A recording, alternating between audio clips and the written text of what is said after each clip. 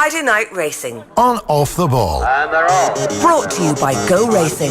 Plan your day at the races at goracing.ie. Yeah, you're very welcome along to a very special Friday Night Racing. Our guest this week is none other than the great Jim Bolger, who's with us in studio for the next while. If you've got any comments, feel free to drop them into us on the Twitter feed, on the YouTube stream, or wherever it is that you're watching this. But Jim, you're very, very welcome. Thanks very much for making the time to come into us today. Thank you, Jared. Thanks for having me. I want to start by commiserating. You're wearing the Wexford colours. I spent a fortnight in Wexford in the build-up to the game, and it possessed every conversation. The flags were out. Everybody was so excited about the semi-final, and they were so close to getting over the line. Yeah, we take our hurling very seriously down there. Yeah, they put up a good show. I felt sorry for the boys because they worked hard all year, and to get so close and just fall at the last wasn't so nice. No, and it looked like when the sending off happened and the goal went in after that, okay, they're actually going to take advantage of the extra man the way so few teams managed to do. So I guess that makes the defeat all the bit harder the way it happened. Yes, well, I think well, in my eyes anyway, the turning point was Sean Murphy going off injured. He was doing a brilliant job there around the half-back line. Yeah. And I think that's where they picked up most of the possessions from there. It's funny how sport hinges on such small margins. I'm starting by talking about hurling because it's that time of year again where your Hurling for Cancer match happens, which has become a staple of the GAA calendar as well as the racing calendar. Yes, we started it about 8 years ago, and I was asked by the late Professor Fitzpatrick if I could manage to raise some money for cancer research. And at the same time, Davy Russell was very anxious to play my staff with his jockeys, which never really came off because we got the idea then that we could broaden that out a little bit and put on a proper match. Yeah, Davy obviously felt that the jockeys were going to take your staff. Oh, definitely, yeah. It's quite competitive. He would have been very confident, but we were lying in wait. Okay, so that was the genesis of the idea, and then you broadened it out, but I think it's the support that it's got from the hurling community generally has kind of turned it into this massive event. Yeah, we're getting it from everywhere. I think the children have a lot to do with it now because they can meet all the ex-players and get photographs with them and get their autographs and talk to them and what have you. The players are very good. They spend about an hour after the game and they meet them all. So several parents have told me that their children are driving them mad. You know, they have to be there on the 13th of August and no excuse will be tolerated. It makes sense because when you look at the list of players that you've got, I'm not going to read them all, but maybe I will. So it's Ollie Canning, Joe Canning, Tommy Walsh, JJ Delaney, Charlie Carter, Eddie Brennan, John Milan, Porrick Mahoney, Jamie Barron, Ursula Jacob, Anya Ling, Aisling Thompson, Lee Chin, Conor McDonald. Obviously you would prefer if the lads weren't available, but unfortunately they are. Shane Dowling's coming, Chris Crummy, Cian Boland, Niall Quinn, Stephen Hunt, Jamie Codd, Davy Russell, Michael Dignan, Johnny Doyle, the two Johnnies, Shane Foley and Mark Enright. That's not bad. No, and just in case anybody is worried about the golden oldies, we'll have the oxygen on hand for those. And maybe a defibrillator just in case you need it. Of course. Look, when you organise something like this, you're always worried. It's like, you throw a party, you're never sure if anybody's going to show up. But over the years, it's just grown and grown. Yeah, we were worried year one. I said to Jackie, my wife, as we drove into Newbridge, I wonder will there be anybody here? And we got 1,500. And it's gone up then each year. And last year we had 5,500. So we're hoping to at least equal that this year. Yeah, but so we've always had sunshine, so we're just hoping that the weather will hold up. Tuesday the 13th of August in St Conleth's Park in Newbridge. Throw-in is at 6, but the gates open at 4:30, and you recommend people get there early enough. Get there early, yeah. And we have the Garda band; they'll keep them amused, yeah. Yeah. So look, it's a really great thing, and it's obviously good to give back. So congratulations to everybody involved in putting it together. And these things don't just happen. There is like a backroom team who managed to make everything, to coordinate calendars to make sure that everybody's going to come. So I'm sure there's people in the background who are making this happen too. Yeah, well, my secretary Mary Claire, she puts a lot of effort into it. My daughter Una Manning, and Barbara White from Horse Racing Ireland, and many more. Yeah, But they do most of the work. And it has been quite... James Dowling, former All-Ireland under-21 captain, he organises most of the players. It's been pretty competitive. The games are high scoring and close. Oh yeah, well we always think that it's going to be a bit of fun until the throw in, and then it gets competitive. Yeah. I mean, just looking at the names there, you can see that they'll take it seriously. Yeah, well, this year now, Damien Fitzhenry got Brendan Cummins for me, and I was thinking that Damien can play one half and Brendan Cummins the other half, but as soon as that happened, Davy Russell, I see, has swiped Brendan Cummins. Okay. So, it's going to be very hard to get them past him. Fair enough. Really hard to get them past Damien. Yeah, so, I know, exactly. Yeah. One of the greatest goalkeepers of all time. And then they both have good cover in front of them. JJ Delaney's in front of Brendan Cummins, and Jackie Tyrrell in front of Damien Fitzhenry. So the standard will be very high. Yeah. And like last year, I felt that the standard was higher than you would get in a county final in any of the hurling counties. Well, they're absolute superstars of the game, and from the jockeys, they're competitive about everything. These hurlers are competitive about everything. That's what made them great for so long. So I'm looking forward to it. It should be great. I hope you'll be able to get down and bring a busload with you. Definitely. Jim, I wanted to talk to you about your career generally. We may start with something that I was unaware of. I didn't realise your background is actually show jumping before you get into training. Yeah, well, I did a little bit, but my career in comparison to hurling for cancer is a bit dull. But now that you want to go there anyway, I'll do the best I can. Yeah, I show jumped for a while, maybe 2 or 3 years before I went training. So when you were a kid, what did you want to do? I wanted to work full-time with horses, but I wasn't sure whether it would be show jumping or racing. Okay, and what gave you that? Like, what was, when, do you remember the first time? I grew up on a farm in Wexford. Right. And it was, well, for us anyway, it was pre the tractor days. Right. And we used to ride the working horses. Okay. So I've always been around horses. What type of farm was it? We had 90 acres, and it was mixed farming. Okay, so in Oilgate in Wexford. Okay, so some dry stock, some cattle, and... Well, no, they weren't very dry.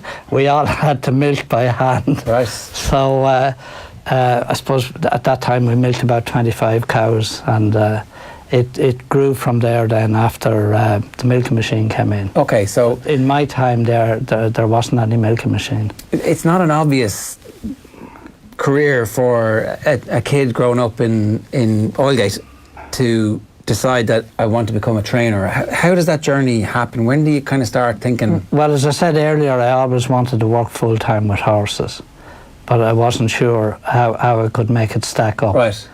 And did people kind of say, look, don't be silly, you're a farmer? I didn't talk about it. Right, it's a secret. So, okay. Yeah. I've never talked very much about what I intended doing. Yeah. And I know that it was generally believed that I was a bit mad when I decided to have a go. So when you started out at show jumping, you thought that would be your best way to... that was fine. The show jumping went well. I was pretty good at the dealing. Right. So I was able to cover all the X's and maybe have a little over. Okay. And then I was very fortunate with the very last show jumper I had.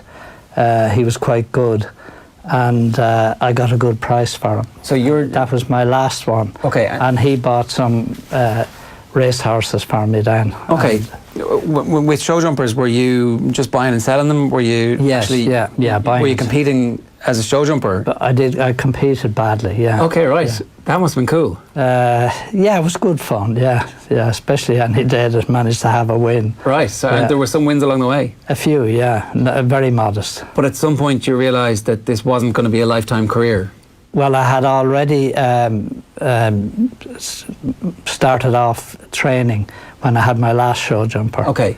And that's a big deal, like to decide I'm going to train a horse now.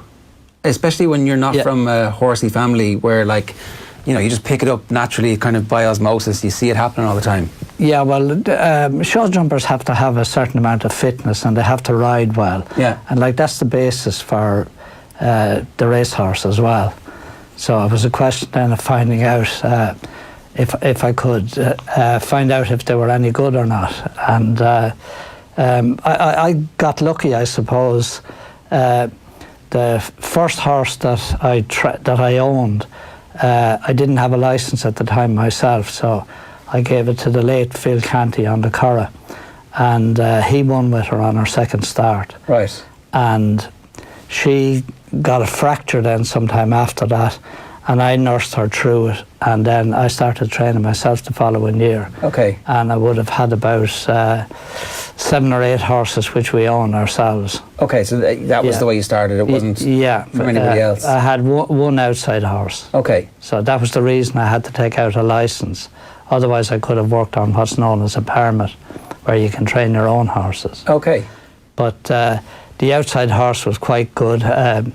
He won a race up the Curragh. In actual fact, my 3rd or 4th runner was a winner, and I had a winner at Clonmel on the same day. Wow. So who trusted you at the start with a horse when you'd know? A friend of a friend. Okay, so who was a bit naive. Right. Yeah. Great. Yeah. Good friends. Yes.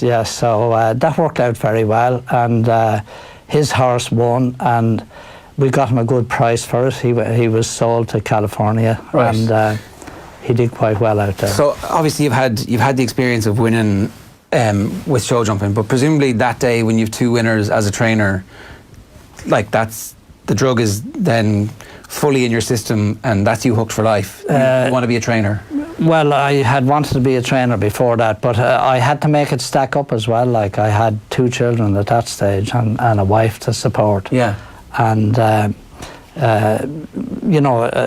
with the 2 winners on the same day, that got me some publicity. So the following year then, we had 18 horses with a few outside owners, plus the horses we own ourselves. Okay. And we had 22 winners. Wow, okay, so in year 2. And the other 2 were the previous year. Yeah. Well, I had 4 in the first year. Okay. Yeah. But the more memorable one was the away double, the winner at the Curragh and Clonmel on the same day. So the following year then, as I said, we had 18 horses and we won 22 races. And Sir Hugh Nugent, who was a very successful trainer in Lahunda Park in Clonsilla, it's a housing estate now, he came to me after I had 22 winners with 18 horses, and he said that it was the best strike rate horses to winners in the country, and would I train his, because he said he was tired and he was giving up. Right. So he leased me his stables, which was in Clonsilla. In Clonsilla, yeah. Right. And there were about 60 stables there, and it didn't take us very long to fill them. Okay, so that's a huge... And, about 12 of those horses belonged to him and his family. So that's a quantum leap forward then. Yeah, well, that year then, I think we had 32 winners, and the following year then we had 42, so we were away at that stage. No, and that's it. It's kind of, it's a self-sustaining business. Just to go back one bit, because I think this has always been very interesting anytime I've had the chance to talk to you, is that you were never just a trainer, you were always somebody who was breeding and owning horses as well at the same time. You wanted to understand how the whole business worked and make sure that... Well, I had this grandiose idea that we could own all the horses ourselves. Also, I didn't think for one moment that people would want to give me horses to train for them. But when the winners came along then, people came to me. But we still always own about half the horses ourselves, and at this stage it's about 80-20. You say it's a grandiose idea, but it's really a great idea, right? If you can pull it off. Well, it's high risk, and I'm the only person in the world who's doing it on that scale. So if it was a very sensible thing to be doing, other people would be doing it. Well, sometimes the mad ideas are the best ones. I've had great luck down the years, so we've managed to hang in there. Yeah, and so if somebody was starting out now, would you recommend that they try and do that for as long as they can, or as much as they can? Well, it's not something I can recommend to anybody. But lots of young people ask me about, I'm thinking of being a trainer, what do I need? And I tell them that they need 5 million quid in their back pockets, and they also need to know something about it, and then be prepared to lose it all. And if it works, well and good. If it doesn't, well, they have to have plan B. Right. I had a plan B as well, but I never had to use it.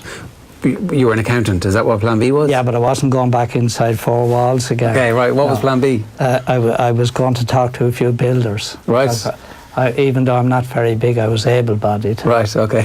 So I knew that, I always felt I'd be able to put the bread on the table anyway. Yeah. And I presume that came from a work ethic that you must have had as a kid. Yeah, well, I wasn't afraid of work. Yeah. And so that's where your confidence comes from. Unlike lots of people nowadays, I'm able to drive a shovel. So I didn't have any great fear about it. I said, if it works, well and good. If it doesn't, I have plan B.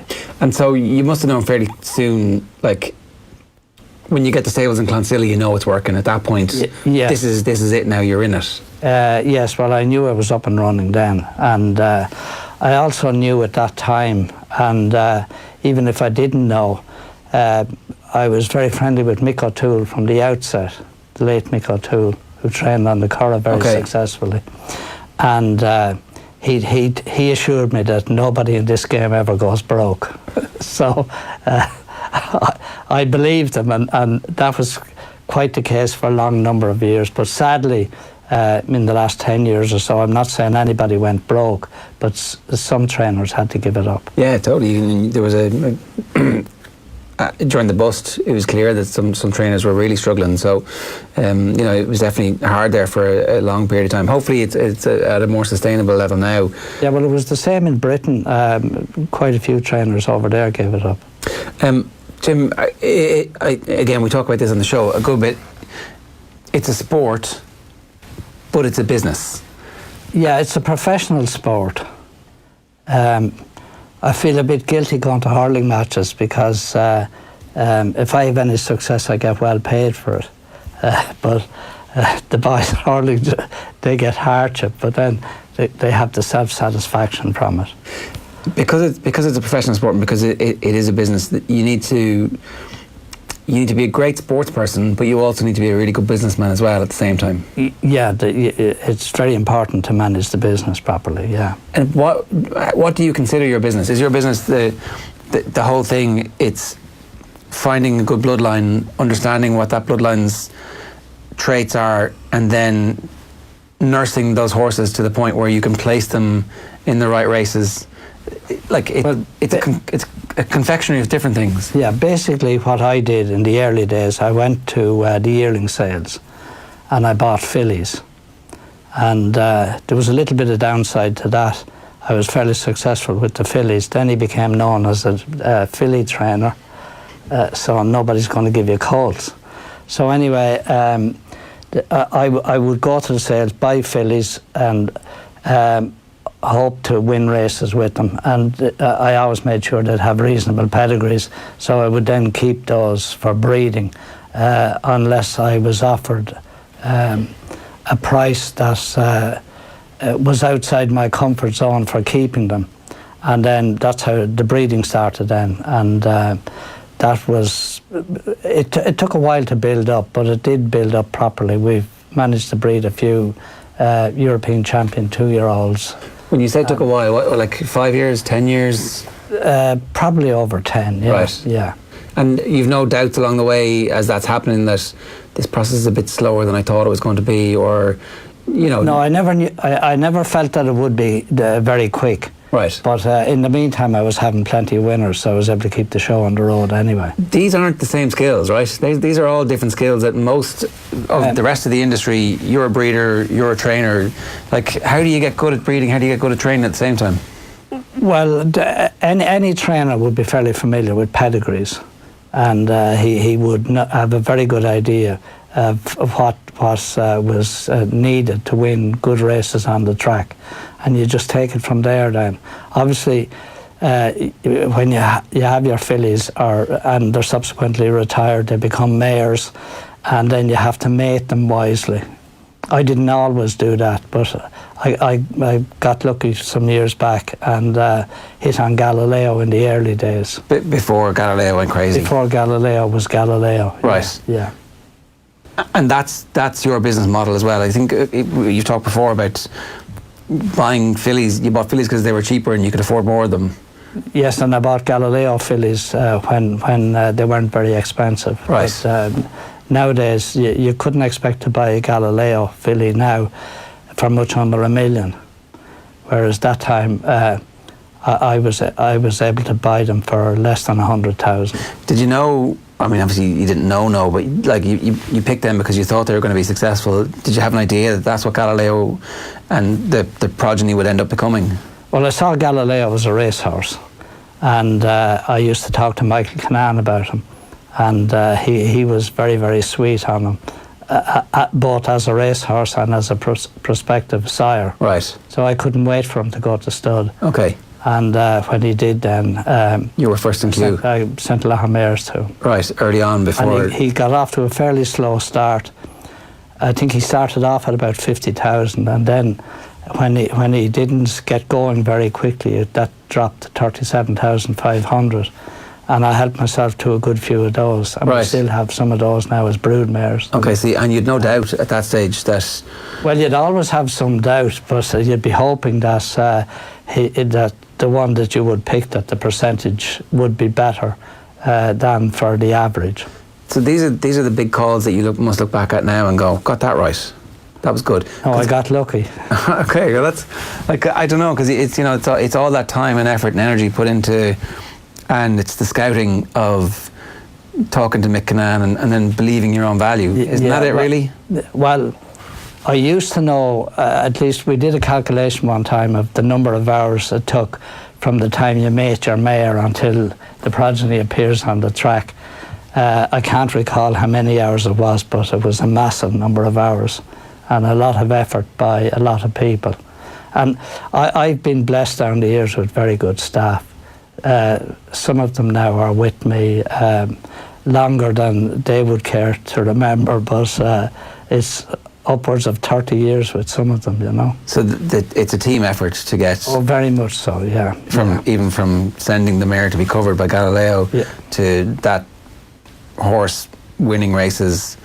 Yeah, and in the early days then, any fillies that I was retiring, they went down to Wexford. I had some land down there, but not enough for all of them. And my brother Paddy, he ran the farm and looked after all the foaling. And nowadays his son Ken does all that for me. So Jim, the bit that you kind of mentioned, while this was all happening, it was while you were building up that side of the business, you were fortunate enough to be having some winners as well. How did you go from being somebody who was a show jumper to training Derby winners? What was that process? Well, as I mentioned earlier on, the basic with horses, the basic training for show jumping and racing is not very different. Get them fit and keep them healthy. You know, build them up, get them strong, get them fit, and then see what they can do, whether you're going to be jumping or galloping on the flat. And obviously then you kind of have to teach them the rudiments of flat racing. And any trainer who has one good enough to win a derby will probably get the job done. But the basic requirement is to have the horse. How do you quantify getting a horse fit? What's your strategy for making sure that you think this horse is now as fit and healthy as we can get it and strong? Well, when you think he's that way, you enter him in a maiden race. Right. And depending on how he does there, then you know his real level of fitness at that stage. And with all the experience that you have now, can you assess from the gallops at home this horse is going to do well in this maiden? We'd have a good idea, but it can be it's very competitive now. Whereas when I started out, the only one, well, you had 3 or 4 to avoid if you felt your horse could win a race.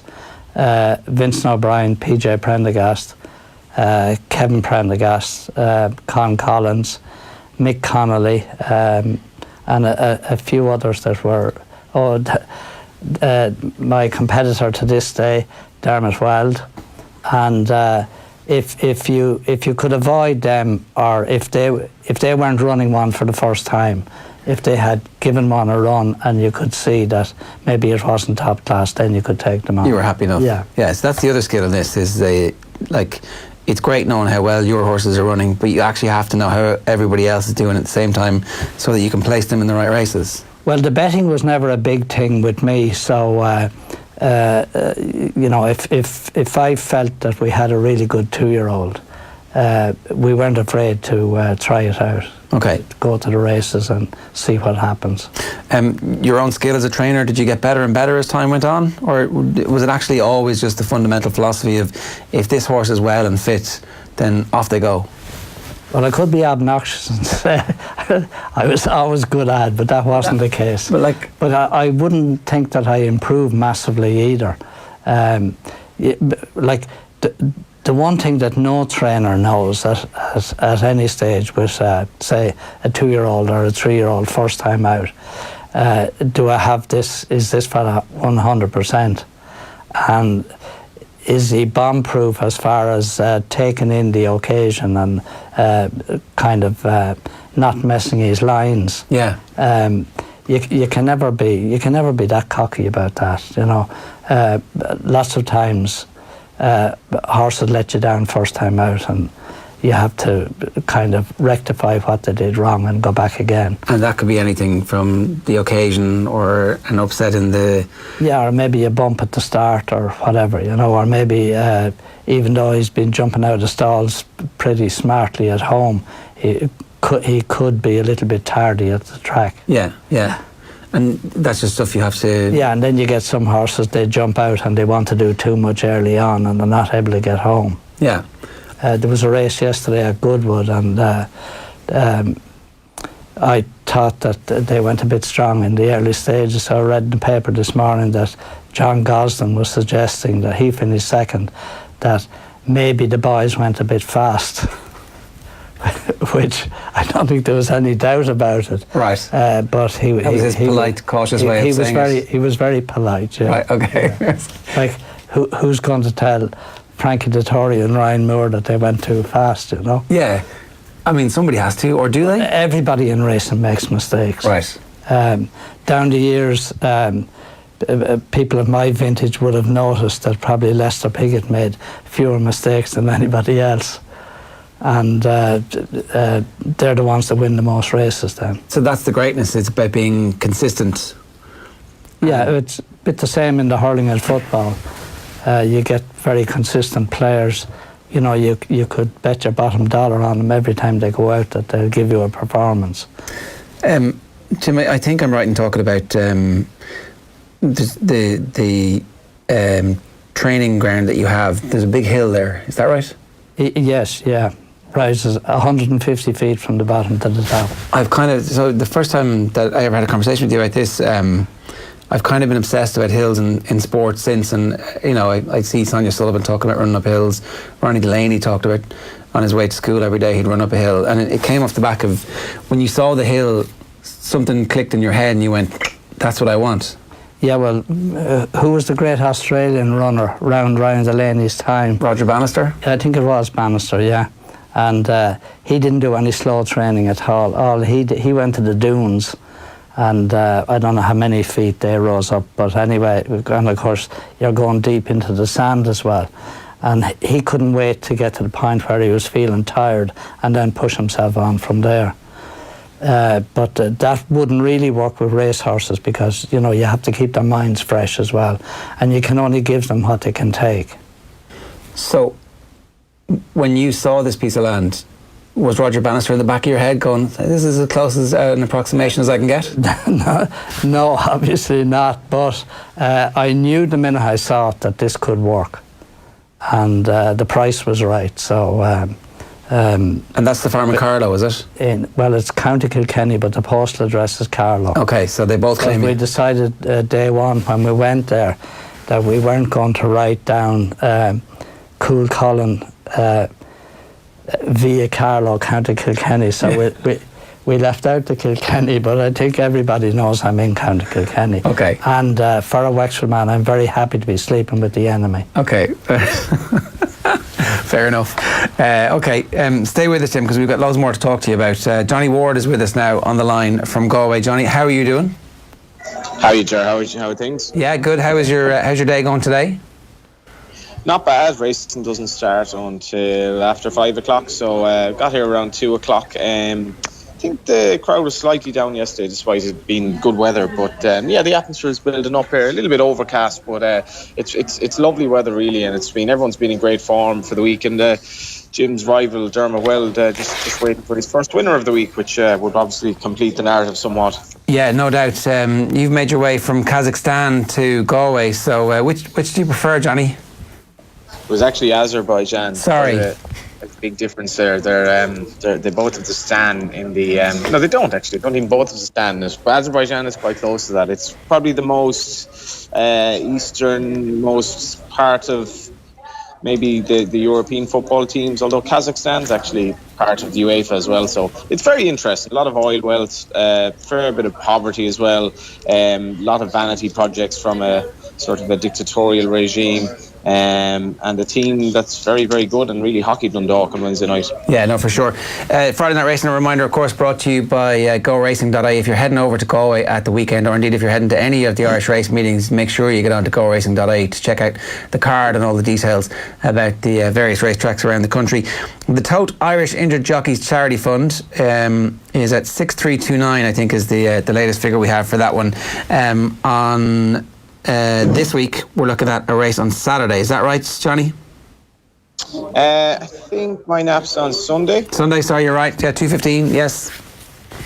Yeah, I like the way you're thinking. This is trained by Gavin Cromwell, and Gavin's had a really, really good run of things. He actually had 20 winners in the month of July. He's obviously one of our previous guests on the show, and this horse won very easily during the week over an extended trip. He's dropping back to 2 miles and 160 yards on Sunday under Darragh O'Keefe, taking off the 2 pounds in this apprentice race. I think he'll take an awful lot of beating. Okay, so I like the way you're thinking in the 2:15 at Galway on Sunday. What else are you looking forward to over the course of the weekend, Johnny? Yeah, it's a good card on Saturday in Galway. The second nursery of the season. Jim would have some runners as well over the 2 days. It's quite competitive in Galway tomorrow. Willie Mullins has the second race sort of sewn up in recent years, but JP McManus has a lot of runners as well. I think he may have 8 runners in that handicap at 2:30, and one of them is Rock the Bone, trained by the indefatigable John Kiley. At the bottom of the weights, Mark Enright takes the ride on him. I do like his chance. That's Rock the Bone in the 2:30. Certainly is a chance. Going on to Sunday then in Galway, it's another fairly competitive fixture, as you well imagine. There's a 120 grand handicap, the Hanora handicap, which is going to be an awful lot reliant in terms of look and running. We have a horse here, Saltonstall, who won earlier in the week. He's gone back for more, and it's a very, very tough race. But if he gets the breaks, he has a reasonable chance. Jim has Madam Seamstress down at the bottom of the weights. Kevin Manning taking the ride in that, so that'll be a nice pot for Jim to target. Yeah, Madam Seamstress got a hope this weekend, Jim? Bad draw. Get the excuse in already. We'd need to get very lucky, but she ran a very good race over 6 at Naas and was coming home very strongly about 2 weeks ago. So she's in good form, but it's a very difficult draw over 7 furlongs.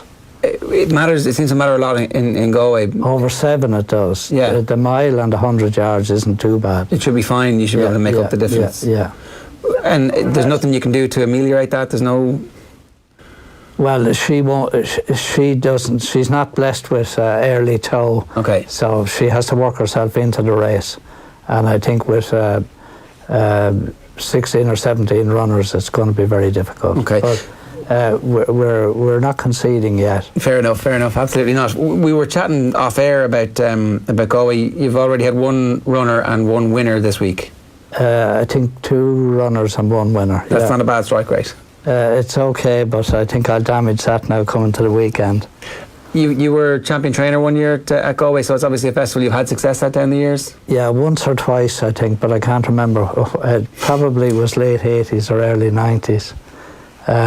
But probably more by accident than design. Right, so Galway wouldn't have been one of those things that you were kind of targeting. You're using it as a stepping stone to later on in the season. Well, Galway is very important to racing, so I would always have had runners down there, but it was a place that never worked really well for me. Right, you weren't laying out horses for Galway. Oh, you need to target Galway, yeah. Yeah, because so many other people are doing that. Well, quite a few are doing it, but there are a few specialists. Yeah, that's the nice way of putting it. I never wanted to take Dermot on. I had too much respect for him. Fair enough. Okay, Johnny, what else? Sorry, I interrupted you in the middle of that. The Saturday stuff. No, not at all. It's fine. Always good to listen to Jim. I do hope he tells you about.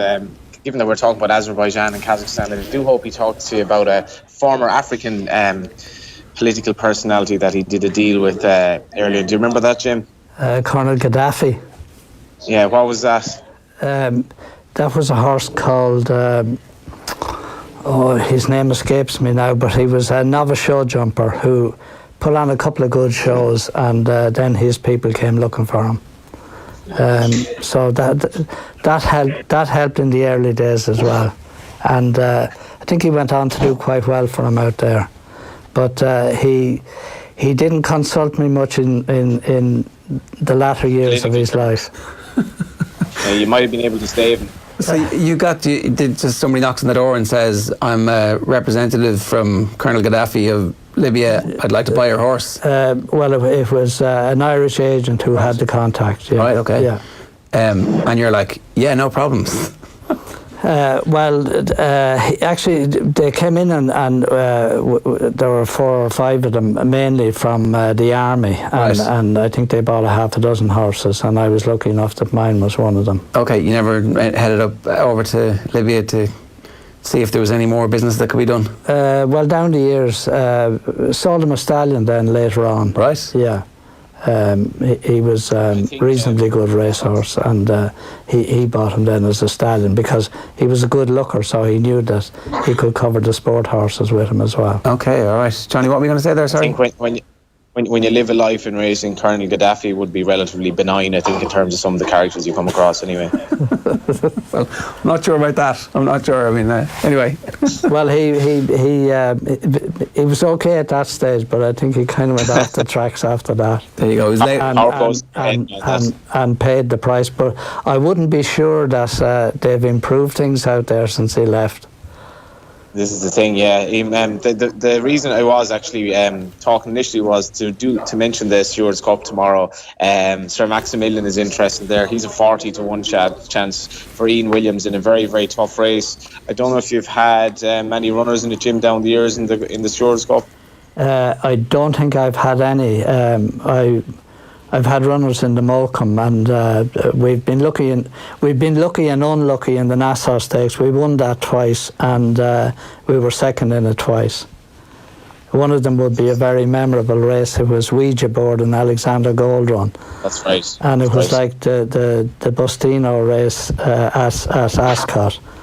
They were neck and neck for 2 furlongs, and they got the bob at the line anyway. I think it was a short head. That's class, though, being involved in something like that. Now, in retrospect, it's great. I mean, I presume when you lose something like that, it's heartbreaking. Well, it's a race worth looking up at any stage, Alexander Gold Run and Ouija Board. In Galway? In Goodwood. In Goodwood, sorry. Yeah. Do you get over those defeats? Are you somebody who lives with them now and goes, okay, that's fair enough, I've won some of those as well? Well, I don't get too high or too low. Right. Johnny would tell you what I do. Yeah, that actually is true, in fairness, and even I think over the few years that I've known him, it hasn't changed at all, and you probably have a long way to go when you look at kind of Kevin Prendergast and even the aforementioned Kielys. I think Jim will probably be still the very laid-back character for many years to come as well. Well, I'd be the junior one of those 3. You would. I'd say you got more energised last Sunday than you would by racing. Well, racing is good, but All-Ireland semi-finals and Leinster finals are as good as you can find. I can only imagine what it would have been like down around your place if it had been a Wexford-Kilkenny final as well. Well, I like sharing, so we've about 125,000, I think, in Wexford now, and I like sharing with them. Like, that's an interesting point about the not getting too high or too low. It's such an adrenaline sport. It's such a short thing. The 7 furlong races, they're over so quickly. How do you not get high and how do you not get low when you're so invested in them? Well, somebody asked me one time, how do I get on with Dermot Weld? And I said, no, we'd be pretty silly. You know, we've been at it for 40 years or thereabouts, and if we didn't get along at this stage, it wouldn't say much for us. And it's a little bit the same with the highs and the lows. You know, you enjoy the highs very much, but you can't afford to get too low because you know, you have your family and staff and other owners to consider, and you have to get on with the job. And nobody's going to feel too sorry for somebody who's having plenty of success anyway. So you just have to grin and bear it when it goes wrong. The other thing is that it's clearly a 365 days a year job. The horses need fed every day. They need to be minded, and you need to be aware of what exactly is happening. So, like, at some point, do you see this slowing down for you, or? Well, it has slowed down a little bit. I haven't worked Christmas Day now since 1982. So it's 364 at this stage, yeah. Right. Do you see yourself coming off a little bit of the level of work that you're at the minute, or will you just keep going? If I'm good at anything, I think I'm a very good delegator. Right. And I have staff that I'm very fortunate in having that. I can trust them with my life, and they do things probably even better than I would do them. So yeah, I've stepped back a good bit in recent years. So now when you think back to the young man that you were, who had the crazy notion of spending his life working with horses, you must be pretty happy with how it's all worked out. And like, it's an amazing body of work that you've put together. Yeah, well, it's so competitive. You still have to keep the show on the road, so you don't get much time for the nostalgia. But sitting here now, when I ask you to think about it, like, you know, when you think about that kid and when you started telling people about your dreams, and they're like, no, that's... Well, as I said earlier, I didn't tell people very much because they wouldn't have believed me anyway. But my ambition when I started out was, you know, if I can do this and stay in business and maybe win the Meidler Stakes someday, that was definitely the zenith of what I wish to achieve. Well, you clearly blitzed that. How do you rate success now? Is it purely at the end of the season you look at the number of winners you've had and the prize money that your horses have won, or is it now at the stage of your career about the joy that you can get in seeing an underexposed bloodline in advance of everybody else and go, oh, there you go, we've done it again? Nowadays, if I think that I can do it for another year, that's what I'm thinking of. So it's lots of jobs are kind of, and situations are day to day, but mine is year to year. Well, that's fair enough. Hopefully I'll get another year or two out of it. Well, that's fair enough. Johnny, your tip this week is, I like the way you're thinking in the 2:15 at Galway on Sunday. Was there anything else that you wanted to mention before we let you go? Probably just my favourite gym story. I think it's the first time I was in Kilcullen, and just like now, and I suppose like all my years as a journalist, I was looking for work, always available for work, and I said, Jim, I know there's a very, very good book that hasn't been written, and you know, if you want a ghostwriter, I'm available. And he paused and he said, you're number 13 on the list. That was a joke, Johnny. You'd be much higher than that. 4th or 5th at least. I couldn't imagine. I can't imagine why anybody would even contemplate doing it. You never thought about it? True as well. Sorry, Johnny. Some of it would be true as well. I'm sure it would if you wrote it, because sure, you're the truth in the news. Something like that, yeah. I hope I'm at least 12 anyway now at this stage. I know, as I said, you'd be much higher than that. Lower down the scale, I mean, you'd be high on my agenda. Yeah, that's nice to hear. You must have mellowed with age. Well, that's usually what happens, isn't it? Yeah. Are you going to write a book? Is now a time? No, I have no plans. No. I'll scribble a few lines for any of my family that might want it. Yeah. And I think people will be interested. It's a great story. They might be, but I'd never be presumptuous enough to think that people would want to pay money for my book. That's why you have writers like Johnny to presume on your behalf. So. Exactly, yeah. Jim, it's always great spending some time in your company. Thanks a million, and best of luck with the horses at the weekend. And for the rest of the season, is there any of your charges that you're particularly sweet on at the minute? We ran a filly first time out at Gorham Park, and her owner doesn't even know this, but she belongs to Ballylynch Stud. And she won a maiden race there for 3-year-olds very nicely, and she got injured then after that, and she's coming back at the moment, and I'm hopeful now that we can keep it all together, and I expect her to do well before the year is out. Okay, what's her name? Solage. Yeah. Okay, good stuff. Jim, that's great. Thanks a million, and best of luck. And Johnny, best of luck with the rest of your weekend in Galway. I'm sure the jet lag isn't too bad. No, not at all. I mean, whatever about Azerbaijan, this place will tire you out. I'll see you at the Corra, Johnny. Absolutely. It's great to talk to you, Jim. A reminder, you can enjoy the Tote versus SP Best Price Guarantee and all Irish racing this weekend. See thetote.com for more. Friday Night Racing is brought to you by GoRacing.ie. Make sure you check it out in advance of heading along to any of the race meetings. That is another Friday Night Racing in the books. We'll see you next week if you're watching us on Friday afternoon. And if you're listening to us on the radio, then stay tuned. We've got some great stuff coming your way from 3 of our best up-and-coming boxers who are celebrating a successful European Games in Minsk. That's next. Friday Night Racing. On Off the Ball. And they're off. Brought to you by Go Racing. Plan your day at the races at goracing.ie.